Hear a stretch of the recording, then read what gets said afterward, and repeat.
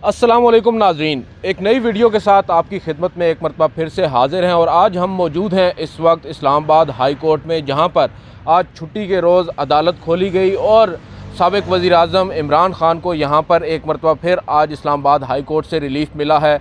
उनके वकील बाबर अवान यहां पर आए, जिसके बाद इन चैम्बर आज जस्टिस मोहसिन अख्तर क्यानी ने समाअत करके उनकी जो हिफाजती ज़मानत है वो मंजूर की है। इस हवाले से तफसीलात जानेंगे। हमारे साथ मौजूद हैं senior court reporter Saqib Bashir साहब। साकिब साहब, पहले तो आपका बहुत बहुत शुक्रिया, आपने वक्त दिया।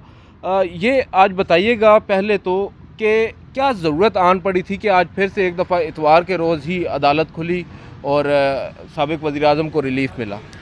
आज बुनियादी तौर पर इमरान ख़ान साहब जो है वो उनकी जानिब से उनकी लीगल टीम जो है वो रात से ही रब्ते कर रही थी और आज सुबह जो है वो ये पता चला कि हाई कोर्ट जो है वो खुल रही है। ज़मानत उनके बकौल के उनके जो घर है बनी गाला, उसको पुलिस ने जो है वो घेरे में ले रखा है और इमरान ख़ान साहब वहाँ से निकल नहीं सकते। वैसे फैक्टली थी बात ठीक नहीं है, मतलब पुलिस तो वहाँ पे इस तरह रात को भी इतनी नहीं थी और अभी तो थी, मतलब रूटीन का एक पुलिस का है, मतलब ऐसी पोजीशन नहीं है कि वहाँ से इमरान खान निकल नहीं सकते। लेकिन एक पॉइंट उनका ये वैलिड है कि जब वारंट गिरफ्तारी पुलिस के पास हों तो वहाँ से ट्रैवल करके हाई कोर्ट तक आना, दरमियान में किसी जगह पे भी वो उसको मतलब रोक सकते हैं या गिरफ़्तार कर सकते हैं या इस तरह की इंटेंशन हो सकती है।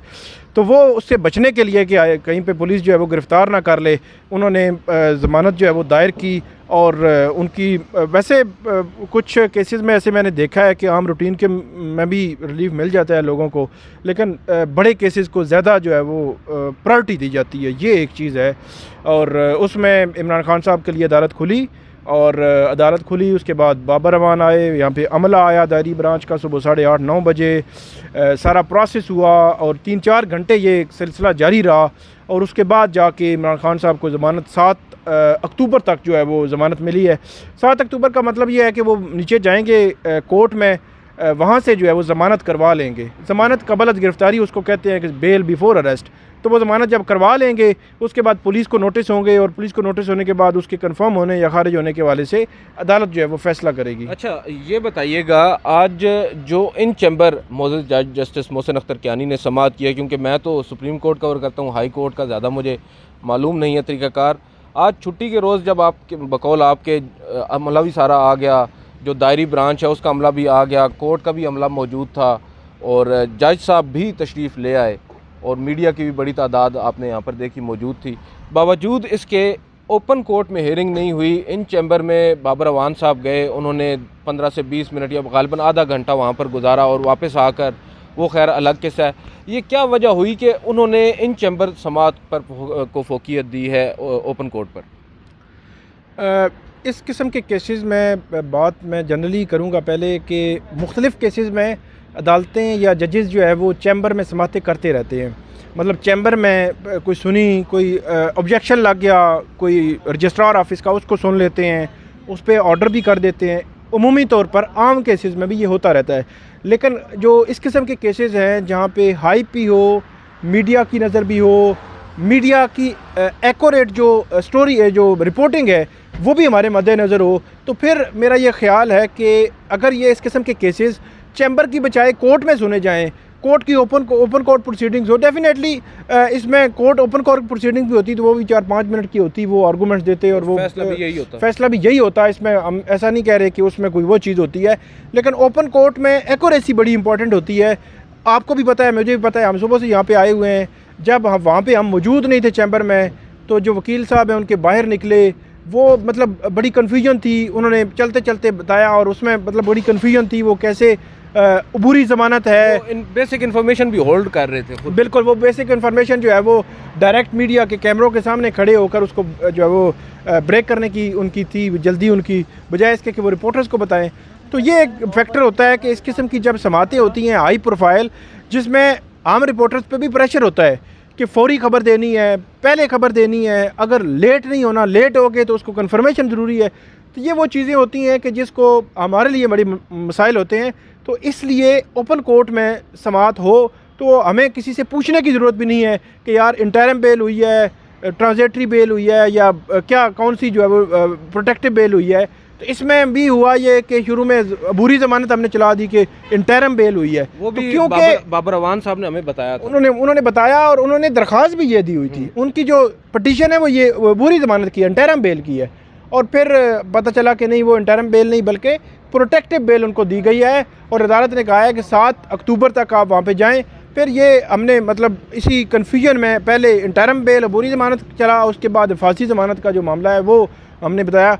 तो ये वो इशू होता है कि जिस इशू की वजह से बाज़ औक़ात जो है वो मसला हो जाता है। और ख़ास तौर पर एक्यूरेट रिपोर्टिंग के लिए मेरा ये ख्याल है कि ओपन कोर्ट हियरिंग्स होनी चाहिए।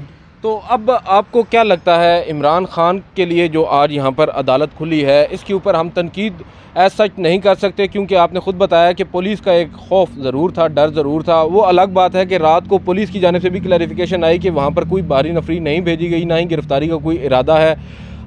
इस सब के बावजूद एक जानिब हमारे कुछ दोस्त आज ट्वीट भी कर रहे हैं। एक तो ख़बर की एक्यूरेसी के ऊपर पहले आपने जो बात की है कि पहले हमने चलाया अबूरी ज़मानत मंजूर कर ली और उसके बाद तकरीबन 15 मिनट के बाद बाबर अवान साहब ने अपनी प्रेस कॉन्फ्रेंस के आखिर में आप ही के सवाल के जवाब में ये बताया कि ये राहदारी और हिफाजती ज़मानत थी। तो ये एक बेसिक रीज़न होती है, कोई हमारा उस केस से कोई आप कह सकते हैं कंसर्न नहीं होता। हमारा कंसर्न सिर्फ इस हद तक होता है, कोई ग्रज नहीं होता, मुखालफत नहीं होती, कोई चीज़ नहीं होती। हम ये चाहते हैं कि सिर्फ रिपोर्टिंग एक्यूरेट हो।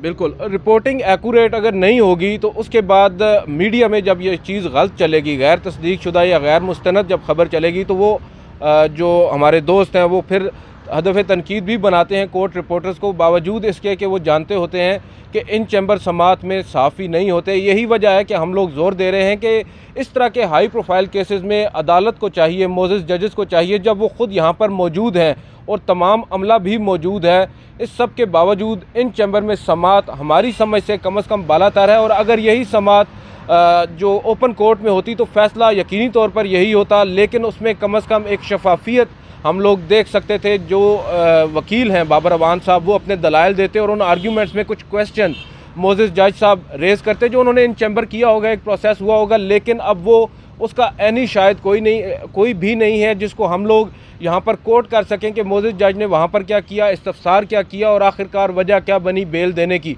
ये बेसिक हमारी क्वेरीज़ हैं या कंसर्न्स हैं। अदरवाइज़ जो फ़ैसला हुआ है ये फ़ैसला एक्सपेक्टेड था और कानूनी है, इसमें कोई ऐसा सच गलत बात नहीं है। जो इमरान खान है उनका हक़ बनता है बेल लेना, और क्योंकि पॉलिटिकल केसेस हैं इनके ऊपर अब हम लोग ज़्यादा क्या बात करें। अदरवाइज़ अगर लीगल बात की जाए तो इसमें कोई अचंभे की बात नहीं है कि साबिक़ वज़ीर आज़म को आज यहाँ से प्रोटेक्टिव बेल मिली है और अब 7 अक्टूबर तक ये फ़ैसला जो है उन पर लागू होगा और उससे पहले उनको वहाँ पर पेश होना होगा। आज की इस वीडियो से इतना ही।